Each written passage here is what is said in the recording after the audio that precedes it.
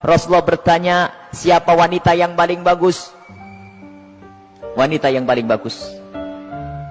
Wanita yang paling bagus tuh kayak apa? Kalau bahasa kita, wanita yang paling cantik tuh kayak gimana sih? Para sahabat Nabi bingung menjawab. Ada yang ngomong mungkin dalam hatinya berkata, mungkin sholatnya ya, mungkin puasanya, mungkin semuanya pakai mungkin. Pada bingung, pada noleh ke sana kemari, tidak bisa menjawab wanita yang paling mulia itu seperti apa. Sayyidina Ali juga tidak bisa menjawab. Semuanya pulang ke rumah masing-masing. Sampai di rumah Sayyidat Fatimah Zahra, seperti kebiasaannya wanita solehah, kalau suaminya datang yang ditanya adalah dapat ilmu apa, bukan dapat duit berapa. Sayyidat Fatimah Zahra bertanya, wahai suamiku, apa yang kau dapat dari ayahanda? Apa yang kau dapat hari ini dari Rasulullah? Lah, ini kalimat yang harus dibiasakan oleh para istri tuh. Bang, dapat ilmu apa? Kan begitu. Sayyidina Ali menjawab, kami dapat banyak, cuman kami juga dapat pertanyaan yang kami semua tidak bisa menjawab. Pertanyaan apa? Wanita yang paling mulia itu seperti apa? Wanita yang mulia itu seperti apa? Dijawab oleh Siti Fatimah Zahra, aku yang punya jawabannya. Apa? Dibisikkanlah di telinga Sayyidina Ali. Seketika itu wajah Sayyidina Ali berbinar-binar senang, wajahnya berseri-seri, mata berbinar-binar. Aku menemukan jawaban. Pasti aku nanti bakal dibanggakan oleh Rasulullah karena sudah punya jawaban. Di esok harinya ketemu lagi dengan Rasulullah. Siapa yang sudah punya jawaban? Para sahabat Nabi masih bingung. Tiba-tiba Sayyidina Ali berkata, kami punya jawaban ya Rasulullah. Siapa wanita yang paling bagus? Dijawab, wanita paling bagus adalah yang tidak pernah melihat laki-laki dan tidak pernah dilihat laki-laki. Rasulullah paham siapa yang ngasih tahu. Siapa yang ngasih tahu? Sayyidina Ali malu. Yang ngasih tahu tentu orang yang paling dekat denganmu ya Rasulullah. Sayyidat Fatimah Zahra yang membisikkan bahwasanya wanita mulia adalah yang tidak pernah melihat laki-laki dan yang tidak pernah dilihat laki-laki. Maknanya apa? Bukan tidak melihat seperti ini, maknanya apa?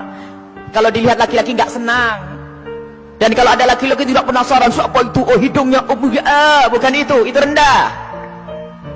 Dan wanita mulia adalah di saat dilihat laki-laki itu merasa tidak nyaman, bukan malah goyang pinggulnya yang dihentakkannya. Ini wanita-wanita rendah.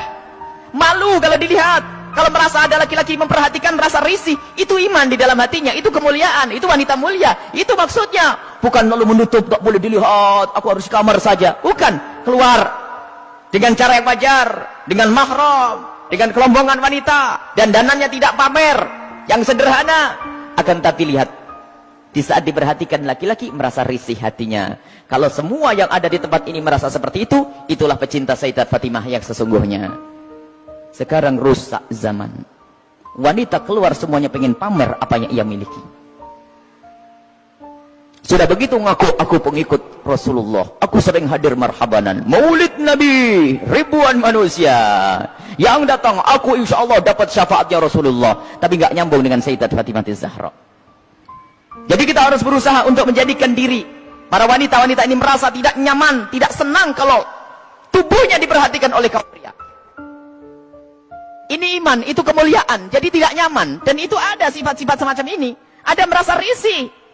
Ada yang Masya Allah kalau sudah diperhatikan merasa, waduh wajahnya mulai putih, kuning, hijau tuh.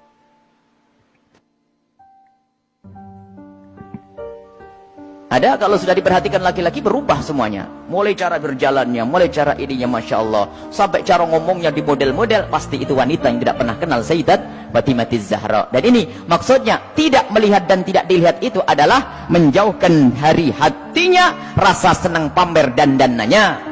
Sampai suara pun dijaga. Suara dijaga Sayyidat Fatimah Zahra, suara dijaga dan rasa malunya sangat tinggi Sayyidat Fatimah Zahra. Sangat malu, pemalu beliau itu. Pernah suatu ketika berada di teras rumah, bukan di teras, karena rumah jangan dianggap kayak rumah kita. Sebab rumah Rasulullah dengan Sayyidat Fatimah Zahra kalau digambarkan, kalau Masjid Nabawi ini segede ini dulu tuh. Masjid Nabawi kurang lebihnya seperti ini, seperti Masjid Taqwa ini sebelum dikembangkan. Jadi rumah Rasulullah itu, rumah Sayyidat Fatimah Zahra ada 5x5 di situ. Seberangnya ada rumahnya Sayyidi Aisyah, di belakangnya ada rumahnya Sayyidah Saudah.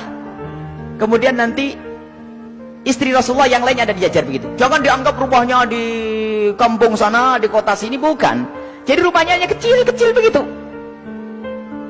Sehingga ada fitnah yang pernah disebar bahwasanya Siti Fatimah Zahra pernah ditendang Sayyidina Umar bin Khattab. Ini kan fitnah pada Sayyidina Umar. Memangnya nggak ada yang dengar yang lainnya. Kecil begini, kalau sampai Siti Fatimah sampai jerit-jerit nangis pasti kedengaran. Ada ya sekelompok orang yang berdusta mengatakan Siti Fatimah Zahra meninggal karena dipukul oleh Sayyidina Umar bin Khattab, perutnya sampai keluar. Ini lucu cerita ini. Dipikir rumahnya itu di kampung sana ya, kampung sini, bukan. Itu loh rumah Siti Fatimah. Kalau ada di sekitar masjid ini, mepet. 5 kali 5, 4 kali 3, rumahnya itu rumah dipikir rumah kayak apa begitu, bukan. Jadi rumah Rasulullah dan semua keluarganya itu kalau dikumpulkan hanya 200 meter. Allah. Dan sangat sederhana. Nah itulah, suatu ketika Sayyidat Fatimah Zahra berada di depan kamar, di depan rumah bersama Asma binti Umais. Asma binti Umais itu adalah bekas istrinya Ja'far At-Tayyar. Di saat itu ada jenazah yang lewat.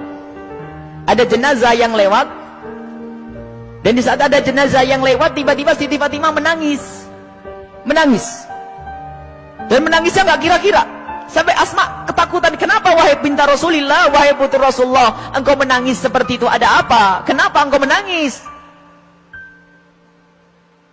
Baru setelah reda bisa menjawab, aku menangis, aku nanti pasti akan mati. Tentu engkau akan mati.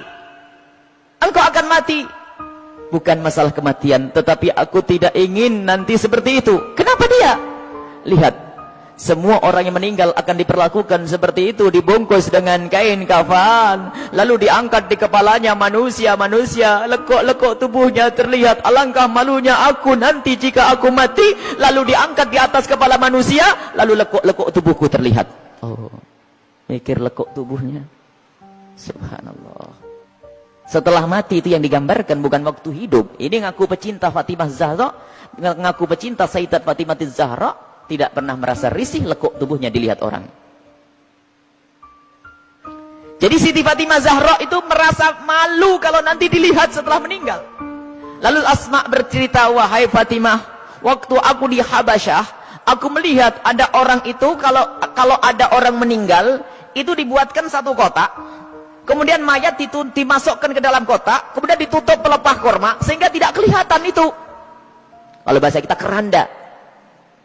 Mendengar jawaban seperti itu, Sayyidat Fatimah Zahra sangat senang dan menyambut dengan kegembiraan Asma. Aku berwasiat, kalau aku mati nanti, tolong dibuatkan aku seperti itu. Dan akhirnya setelah Sayyidat Fatimah Zahra meninggal, Asma sendiri yang membuat untuk Sayyidat Fatimah Zahra. Dan inilah di dalam sejarah disebutkan bahwa pertama kali orang pakai keranda di dalam Islam adalah Sayyidat Fatimah Zahra. Bukan masalah pertamanya, tapi kita harus tahu maksudnya apa. Ini loh yang penting. Maksudnya adalah menjaga kehormatan. Padahal juga nggak apa-apa orang mati, kelihat auratnya pun tidak dosa. Orang meninggal tidak ditanya lagi oleh Allah. Akan tapi rasa malunya Sayyidat Fatimah Zahra sampai menghantarkan beliau untuk berwasiat kalau meninggal nanti agar dibuatkan yang demikian ini. Dan termasuk wasiat yang lainnya apa? Agar dikubur di malam hari. Tidak ingin, masih ingin, takut kalau dilihat oleh orang. Inilah Sayyidat Fatimah Zahra. Jadi rasa malunya luar biasa. Dan ini pendidikan dari Rasulullah SAW. Memang kita harus banyak mencontoh beliau. Rasa malu ini mahal. Kalau sudah malu ini dicabut dari seseorang, maka semuanya akan dilakukan dari keharaman. Rasa malu ini kemuliaan, malu yang sesungguhnya. Malu kepada Allah, malu kita melakukan kemaksiatan. Dan malunya seorang wanita itu adalah kemuliaan. Siti Fatimah adalah suri toladannya.